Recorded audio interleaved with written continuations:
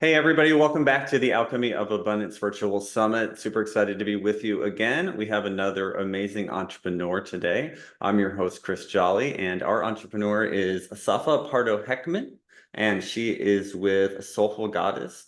How are you today? I'm doing great. Thank you so much for having me.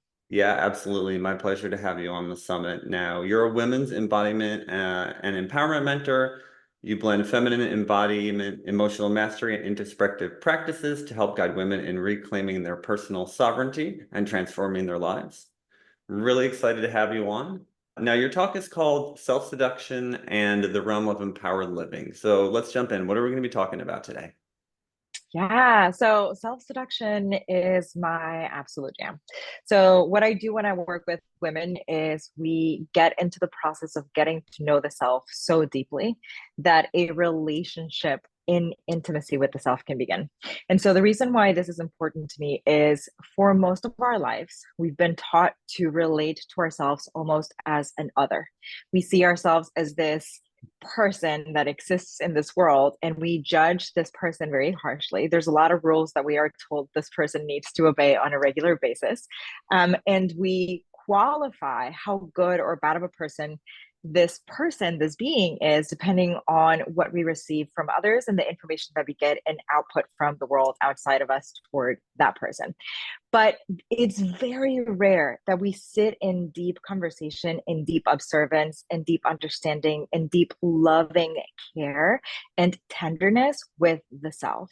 In other words, it's very rare that we actually sit and have a seductive conversation with ourselves. It's so easy to think when we first start dating that, okay, we're going to get to know this person that's in front of me and I want to know what they like, how many siblings they have, where they studied. And you once there is an actual connection. Obviously, if we're just doing this on the regular consistently, it's boring. But if we get a real connection with the person that's in front of us and intimacy starts to build, we want to know more and we want to go deeper and we want to spend more time with a person and we want to see the world through their eyes. We want to understand them more deeply. And we rarely do this with ourselves. And so a lot of times the wounds that lie within the subconscious mind, which is also like my realm, it's my jam, that affect the way we interact with the people around us and that leave us feeling very depleted and at the effect of, in other words, feeling in a state of disempowerment.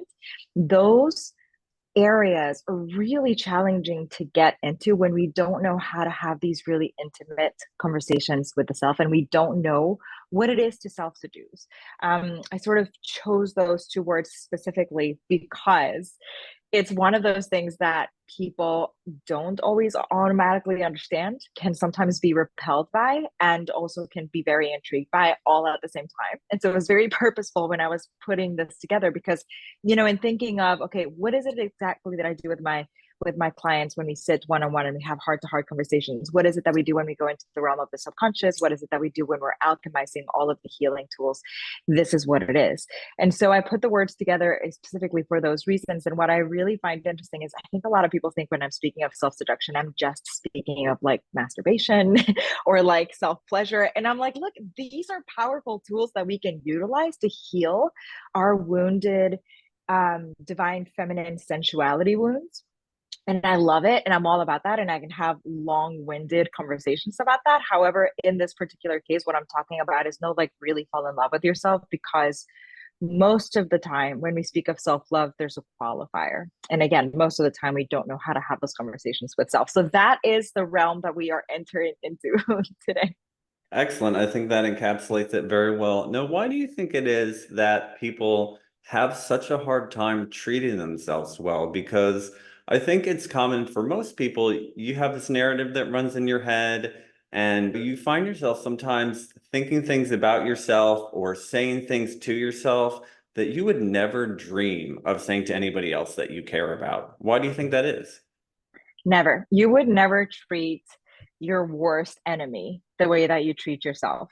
And that is mind boggling. If you really think about it and you're like, how in the world am I able to do this to the self? And I think there's a couple of things that are at play here. Number one is what we talked about earlier, that we don't really relate to the self as the self, but as this other that we attach really interesting qualifiers to and that we judge very harshly. I think the other reason is because we don't know ourselves well enough to treat ourselves with that level of devotion, that level of care, that level of tenderness, that level of love. It's so interesting. We spend so much, again, not to sound like broken record, but we spend so much time trying to get to know the people in our world, whether it's our children, our parents, our brothers, sisters, lovers, friends. We spend so much time trying to get to know them because we want to give them so much of ourselves. We want to be so loving of them, so caring of them, and so tender of them. And yet we don't spend time doing that with ourselves. And so I also think part of the reason why is that well, this is going to sound a little bit like a generalization, and there's a lot of nuance in this, but I'll frame it this way. A lot of us were brought up in a way that we were told, if we think of the self, if we care for the self, if we worry about what the self desire is, about what it is that we want to do in this world, is selfish. And a lot of us were told in our societies was that we needed to put everyone else's needs ahead of our own, that everyone else had to be number one priority, and that we really ultimately came last. And that if we, especially as women, that if we dared have any kind of desire or any kind of need or any kind of want, we were too much. We were too needy. We were too selfish. We were too demanding. We were too nagging. There's so many different words that goes into this. And so on a global subconscious wounding level, because again, I love the realm of the subconscious, right? And a lot of like the Carl Jung work is what I like to work with. So I think on a global subconscious level, a lot of us have internalized wounds that have to do with the rejection of self, with the self-victimization, and also with the self-demonification, if we can say that, like if we can make that word a thing, of in an effort to somehow make room in the world for everyone else ahead of ourselves. So that is my belief. I think that is one of the reasons why we struggle so much and why it's so easy. It's also so ingrained in our neural pathways. Like when you grow up, your neurons start firing and creating little pathways. And if you do a thing a certain way for a sustained amount of time, that pathway is going to be like building a freeway from like point A to point B in your mind. And so if when you were young, circumstances around you informed that if you do X, this is going to be the action, or this is going to be the follow-up, or this is going to be the reaction that you're going to experience, that as long as you're not aware of it, and how could you when you're little, right? As long as you're not aware of it, is going to continue to perpetuate in your day-to-day life as an adult.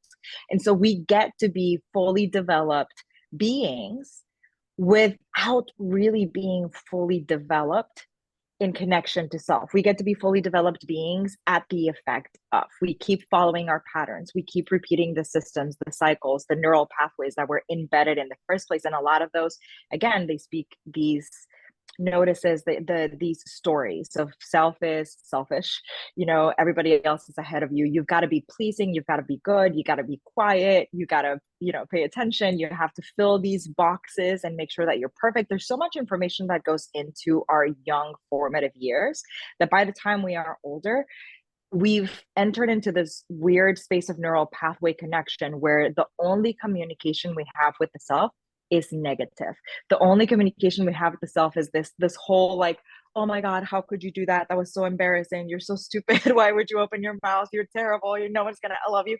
It just becomes this like spiraling staircase type thing. And because we haven't learned that it exists, because I think a lot of us know that we do this, but at the same time, we don't know that we do this, at least not in real time. We know that, okay, I probably do talk really crappy to myself, but we aren't aware of it in the present moment, so much so that sometimes it takes someone outside of the self to say, why are you talking like that about my best friend, my sister, my lover? Why are you talking like that? That is the person that I care about that you are talking crap about. So it takes someone on the outside to say, hey, you are actually doing this, but we're so disconnected with the presence of self that we don't even notice that we're doing it.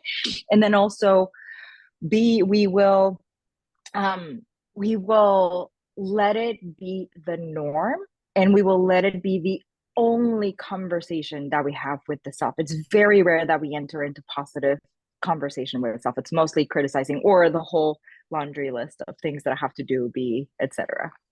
Yeah, you know, Safa, the subconscious is such an interesting place. I've found in working with others and both in doing my own work that you can do all of the processes, you can use all of the tools, but unless you address that subconscious piece, you're going to keep self-sabotaging and you're going to keep doing the same things because you have this narrative that runs below the surface level that will continue to pilot things until you address that. So for people who are looking to deal with that and who want to alchemize for more abundance and more pleasure in their life, what's something that you found is really helpful in kind of rewiring that subconscious narrative? Absolutely. Okay, so this is, again, this is all my jam, but this is the realm that I reside in. I would say three key ingredients, and these are the three key tools of my work, is going to be mindful sovereignty, and I'll talk about that in a second. It's self-seduction, which we've already started addressing, and it's going to be embodiment. And so I'll take the embodiment piece first and just kind of wave our way to the first.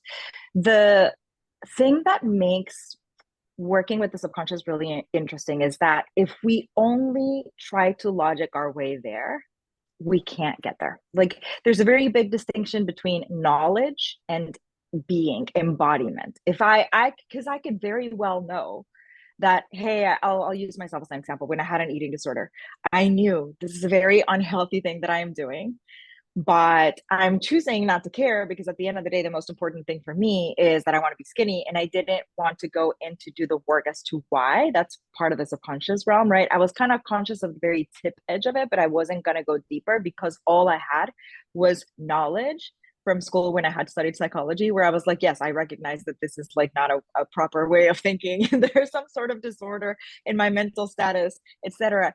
And yet all of the knowledge in the world cannot propel us forward into a realm of lived experience and lived beingness. That's what embodiment means. Embodiment is, for example, my neighbor, I use this example way too often, but my neighbor does lawn for a living. He does beautiful lawn work. And I know that he does this with passion because I look at his yard and it looks immaculate. Like it is the prettiest yard on the block. You know what I mean? Mhm. He's the embodiment of that work that he does.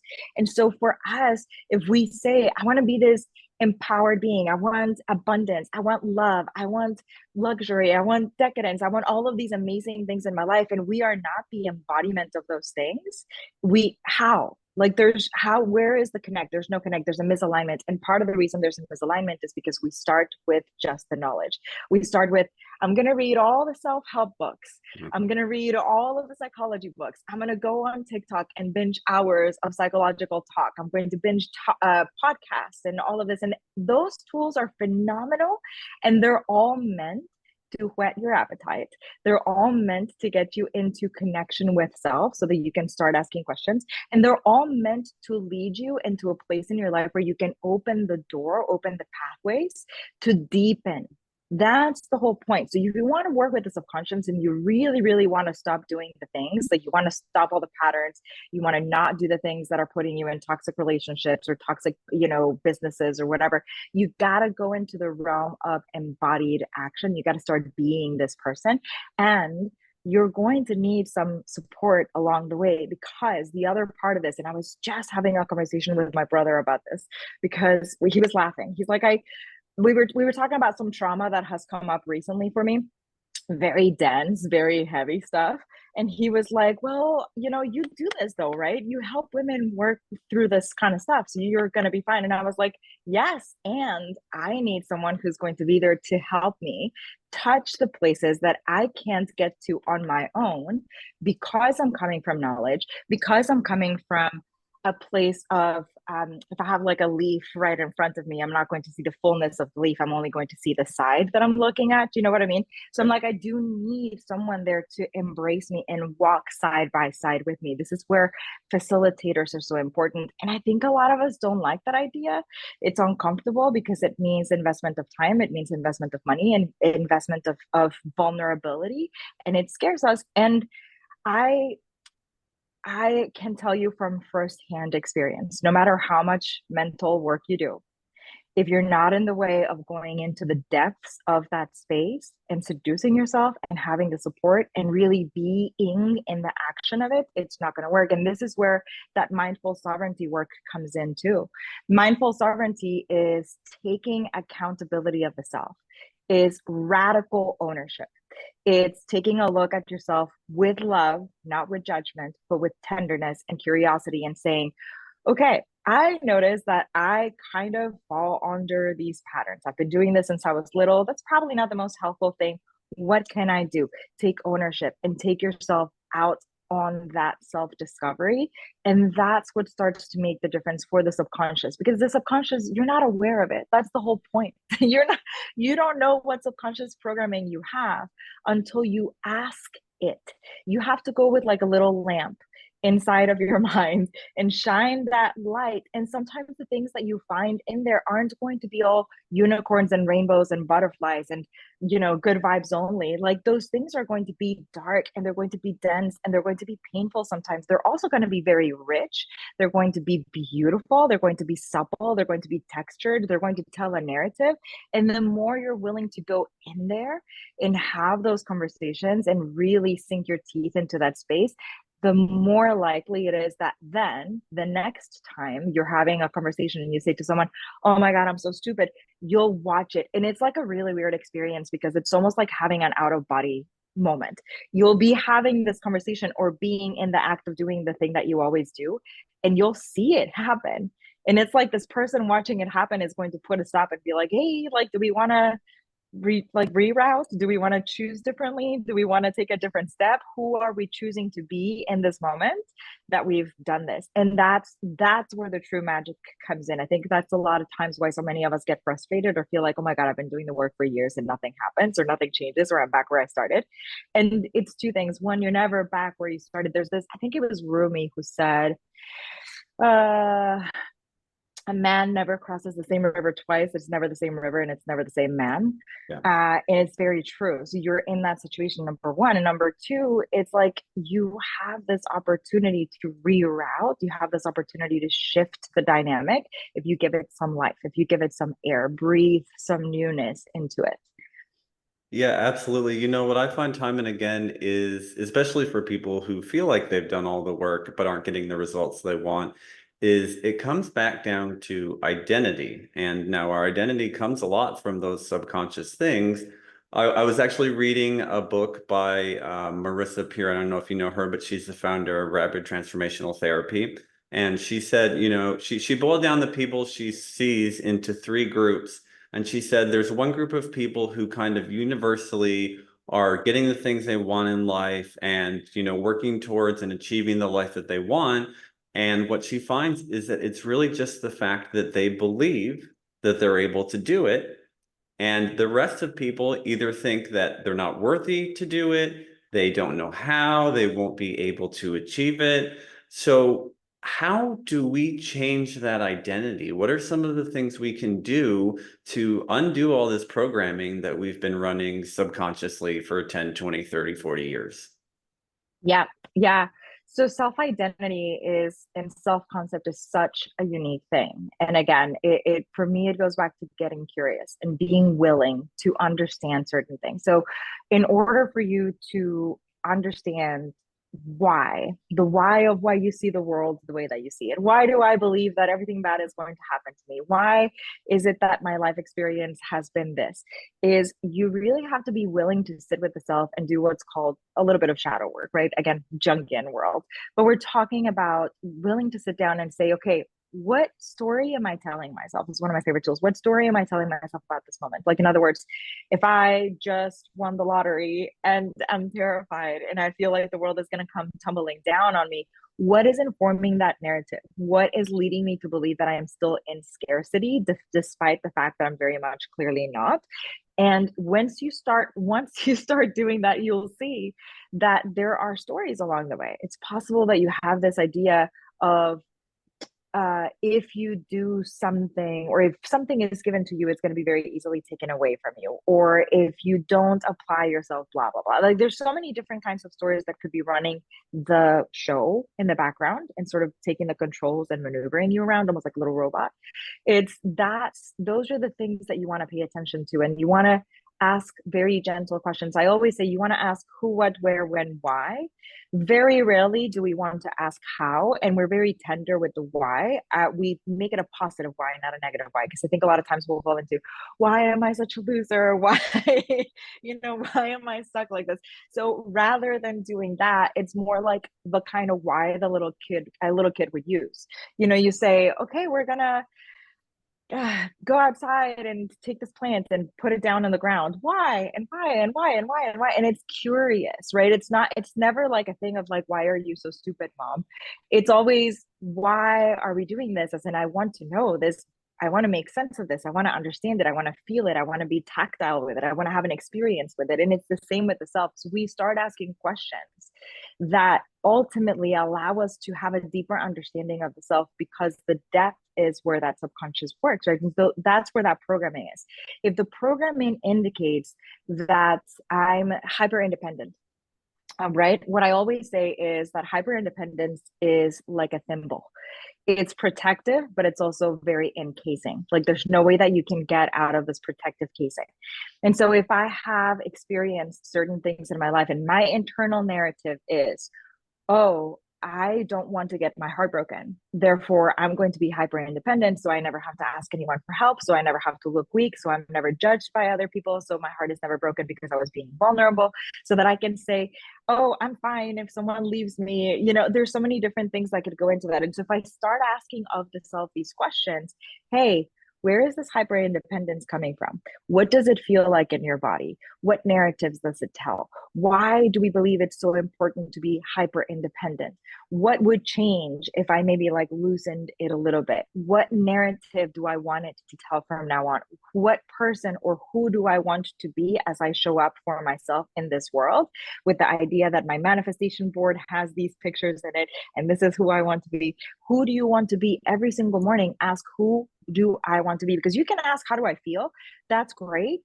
But also further it, like, how do I feel and how do I want to feel? And then who do I want to be in this day and in this moment? And so that starts helping to change that narrative, and it changes that communication with self, and the self concept starts to change, because then we are able to ask questions of, do I believe I'm worthy? Why do I not believe I'm worthy? Do I believe I'm good enough? Why do I believe I'm not good enough? Do I believe I'm X, Y? Because there's so many different little ways that this could go in. A lot of us have these internalized narratives that very dichotomous. Like at the same time, we'll believe that we're not good enough, but we believe that we're too much. Or we believe, you know what I mean? Like it's a very interesting dynamic that happens. And so for self-concept, it's the idea of healing through self-love, but instead of healing through self-love the way that we've been sold self-love, which a lot of times has to do with like, well, if you don't love your body, maybe just think, okay, but my body is strong and my body can do things and it's very capable. And I'm saying it a little mockingly, but but the reason I don't like that is that what ends up happening is we're still not in the way of that seduction. We're still not in the way of falling in love with this. If I'm really saying I'm going to fall in love with myself, it's not that my body is strong, is that my body is, period, end of sentence. But if I believe that my body is not good enough because it's 20 pounds heavier than it used to be when I was in my 20s, then that conversation is never going to go anywhere. And if I'm not willing to go into the depths of it, the healing and the pattern isn't going to happen. Like the pattern is going to remain the same. Pattern could be yo-yo dieting, pattern could be over exercising, yada yada. So that's how we start changing the self-concept is start asking the questions, get very clear, very vulnerable, very honest with yourself, and be willing to go into the depths, even though it might be very uncomfortable. And also be willing to take the questions further and further and further. And when you get to the depth of it, when you're like, ouch, I think the deepest thing is that I really don't think that I'm good enough, or I'm not worthy of love, or I'm not worthy, or I'm going to be abandoned for the rest of my life. When you start getting those, the ones that really hurt, that's when you can start changing the programming. Yeah, absolutely. I've found time and again that it's really, like you said, it comes down to those couple of things. You either don't feel capable, you don't feel worthy enough, or you're afraid that you'll be rejected. And if you haven't gotten to that part, you probably have a little bit deeper to go still, I think. Hmm. Hmm. Okay, now I want to ask you, somebody comes to you and they want to work with you and they say, Safa, I just I want more pleasure in my life. I want more abundance and I'm just not getting the results.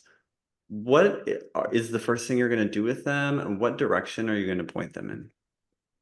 The first thing I'm going to do is I'm going to let them talk and let their subconscious speak to me. And what I mean by that is a lot of times we don't notice this, but when we're in conversation, I don't remember who it was that said this, but out of the fullness of the mouth, of the heart, the mouth speaks. And so what happens is if I'm having a conversation with someone, the words I'm going to be choosing are completely resting in my subconscious programming.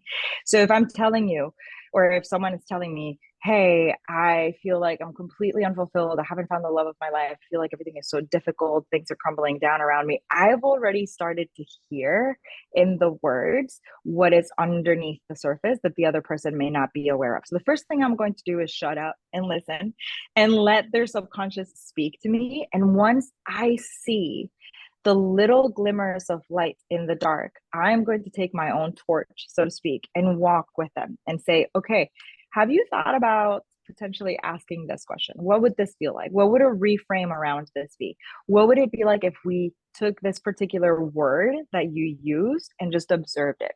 And sometimes it's one of those where people will be like, well, no, I only use that word because, and I'm like, okay, that's fine. But let's just pretend that you use that specific word for, let's say that you were calling yourself crazy. Let's say that we just harp on that word for a second. Even if you didn't mean it, even if it felt like it was just something that you said, let's just harp on it for a second and let's take it out on a little date and let's bring it some, wine and some chocolate and be like, okay, what is it about the word crazy that's important to me? What is it about this story that feels true? What is it about this moment in time where I first remember someone saying that I was crazy that marked me? And then from there we can start unwinding. And so it's a process of, it's a multitudinous process, right? It's a process again of self-seduction. It's a process of weaving little threads out of a tapestry that's very beautiful, which is your life, and just kind of pulling the ones that no longer align, or the ones that are not in perfect attunement with that beautiful work of art. It's a work of shining a light into the subconscious gently so that you can, with that awareness, take those parts and then keep getting to know them. And it's not an immediate process. It's not as if we like sit down today and then tomorrow you're cured, right? It's like because I also don't believe that that is a thing that happens. I believe we continue to develop this over a lifetime until we, I don't know, move on to the next plane. And so it's a process of getting to know the self in a way that feels not only non-judgmental and open and safe, but that feels very much akin to just getting very curious and sitting back and taking a step back and looking at that painting with a new look, with a new lens, with a perspective that feels not your own, and then start working on the tools that are going to help on a deeper level, because we also work on a little bit of somatic really. So at that point I might say, okay, how about we do a little shaking, how about we do a little tapping, how about we do several different things when we work together. And also one of the things that I learned, because I started my work a long, long time ago. When I first started, I started two things. Number one, I started as a yoga teacher. Number two, I did nutrition. And one of the things that I learned in both realms that very much applies to what I do now and just to even how I approach my own self is that every single person is different, and every single person is different day to day. Meaning, I'm not going to always use the same tools for every single client that I have. I'm going to have a different approach, a different set of tools, a different questions, different practices, different everything, and I'm going to approach them from the way that is going to be most suited to them. Some people cannot really get there through questions because they are so smart and so analytical that if I just ask more questions, they're going to stay in the analytical logic world. And some people are so feeling that if I make them feel more, they're never going to grasp the depth of the grounding of the thing. So it just goes to the uniqueness. I always say it's a bespoke process. It's more like luxury, and that I'm tailoring the healing to the person instead of just taking out my life coaching book or whatever and being like, okay, well, step one says I have to ask you, where do you want to be in 5 years? Step two says that I have to reflect back what you told me. And like, you know what I mean? So Yeah, that individualization is so important because while there are definitely tools and systems that work kind of, mostly across the board, everybody is so different in where they're coming from. So I want to ask you, for you personally, think of a time when you get triggered or you're not feeling abundant or you're having a hard time in your business. What would you do for yourself in order to help you reframe and realign where you're at and work through that? Mhm. Usually, I get very proactive about asking what it is that's going on underneath the surface. With my business, believe it or not, I take my business out on dates. Like I'll ask it, hey, okay, business, you're soulful goddess. Tell me what feels aligned with you today. What do we want to do? Do we want to do programs? No, we don't want to do that anymore. Like I will literally ask questions of everything and of everyone in my life. And I'll also take a look at what it is that is actually serving me still, and if I am the same person today that I was when I created that dream, because sometimes it changes. So if I say, okay, I want to have $1 million, I want to be a CEO, blah blah, if I wake up with that dream one morning and I go after it and it feels stoppered and it feels like nothing is moving and I feel stuck and I'm starting to really deteriorate health wise because I'm so stressed about it that it's not happening, it's just like that for me is a sign to pause, take a deep breath, and reassess the things that are in alignment in my life, the things that are important, the things that feel true, the things that feel mm, important, that feel like they still want to be a part of me, and the things that are no longer working, reassess. And then sometimes it is about grieving other things too. If I'm feeling like I'm not abundant, there might be a part of me that's still very much wounded that has to do with abundance. Receiving is a big one for a lot of people, but for women in particular, which is actually really interesting, is we have such a huge wound around receiving, sitting back and allowing ourselves to be replenished and that cup to be refilled. And to stop and to observe and to say, okay, what would indeed happen if I just let go of the control, take a deep breath, and allow things to happen? One of the things that I've used before, and this is, I would say that I, I would say be very mindful if you do this, but at the very least, play with asking yourself this question. One of the things that I did when I had very first gotten divorced a couple of years back was because I was sure my life was gonna Mm. be I was like, this is it. This is like, I don't know what I'm gonna do. I don't know where money's gonna come from. I don't know where clients are gonna come from. I didn't know. It was so uncertain. And uncertainty is a big trigger for me. So you were talking about what do I do when I'm triggered, right? So uncertainty is a big trigger for me. And I just remember sitting for a moment and going, I have no idea what's going to happen. But what if it really was all of everything goes to hell in a handbasket? What would be like the absolute worst thing that could happen? And I realized, like, I don't know how to explain this, but I realized in that moment that everything was going to be okay. I'm like, it's not. Nothing is going to go to hell in a handbasket. Everything is going to be, I'm okay. Everything is okay. We can take a deep breath. And so it's a reassessment. And so sometimes the reframe needs to be something that feels like it's leaning into the thing that we're running away from, like it's leaning into the trigger. So if my trigger of uncertainty is fear, sometimes I need to lean into it really strongly and let myself go and sort of mentally play out the worst case scenario with gentility. This is a tool that's why I was a little hesitant at first. This is a tool that I would not recommend if you're just starting in your healing journey. Like, do not do this on your own if you're just starting. But if you're a little bit further along and if you have support and stuff, do go there because it's such an interesting receptor. And you can then reframe and be like, oh, wait a second. I've been here before. I've gone through worse. I can do hard things. I'm good. This is going to be amazing. And you start really getting good at understanding your internal system of power and really getting good at reframing things for yourself in a way that isn't just the spiritual bypassing of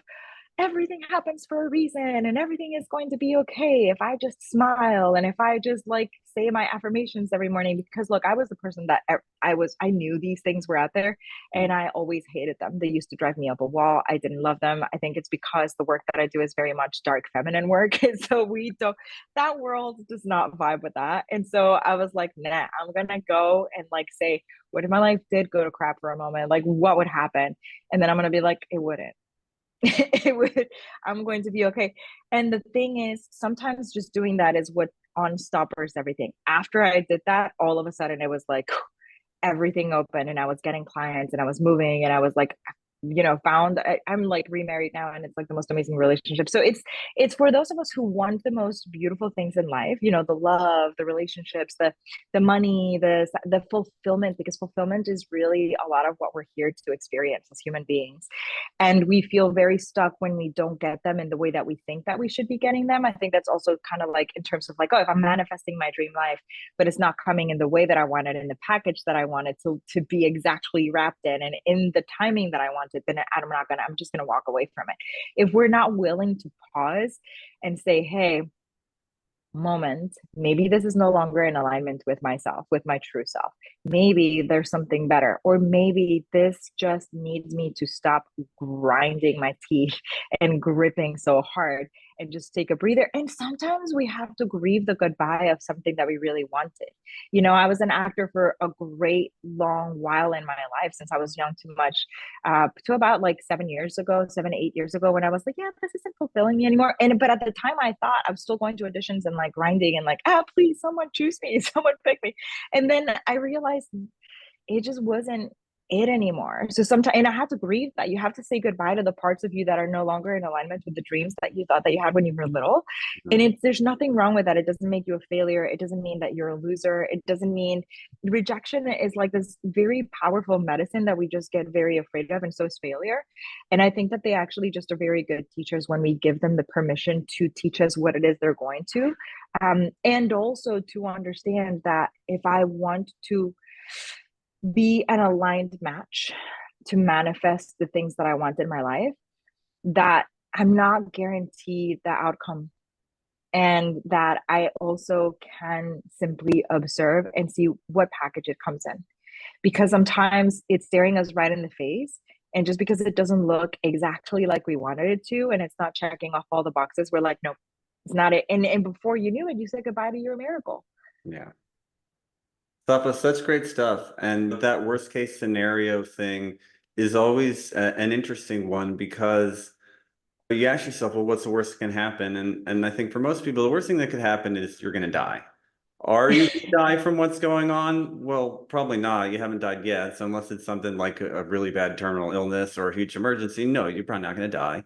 And then you start to realize, well, how often does the worst thing imaginable happen? Oh, very rarely. And it makes it easier to, if not like get you from here to here, to at least find a little bit better place and a little bit better feeling. Mm-hmm. Mm-hmm. Okay, awesome. Safa, now before I let you go, I want to talk about your free gift. The link is going to be right below the video, so everybody can click and go check that out. Not surprisingly, it's entitled The Queen of Self-Seduction. So tell us all a little bit more what that is.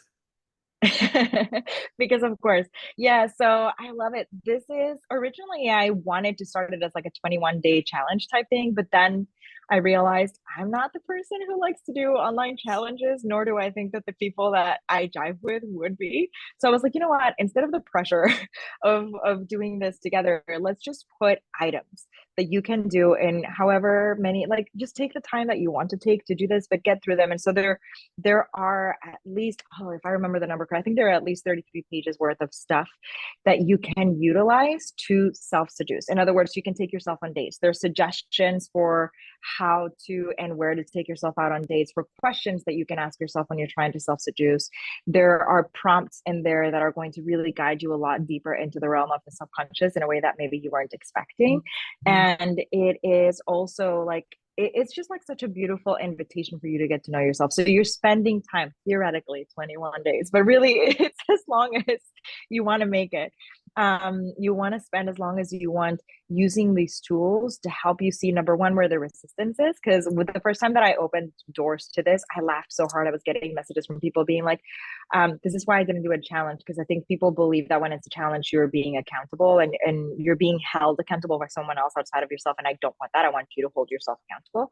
And so I would get messages like, oh my God, I haven't, taken myself out on this date, or I didn't do this. And I'm like, I don't care. Not that I don't care, but like, I'm not your teacher. I'm not going to grade you. I'm not going to give you a gold star. This is for you.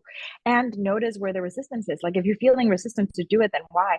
There's no time. There's no, I don't have the money to, like, there's always reasons. And that's also where you want to start asking questions as to what's going on. Like, if you feel like there's not enough abundance of time, of money, of love, of support in your world, then it's very, very important that you start getting clear as to why. And that's my intention with this, was the giveaway. It's like, use it to self seduce, use it to get to know yourself better, use it to get curious, use it to see where you get uncomfortable, use it to see where you feel like, hey, I already know all this and I don't need to know anymore. Use it because it's important. Yeah. Amazing. Excellent. Safa, thanks for sharing that with everybody. So go ahead and download that and check it out. Really appreciate you coming and being on the Alchemy of Abundance Summit today. Yeah, thank you so much. This is so great. Awesome. And everybody else, I hope you thought it was great as well. And we look forward to seeing you on the next talk. We'll see you then.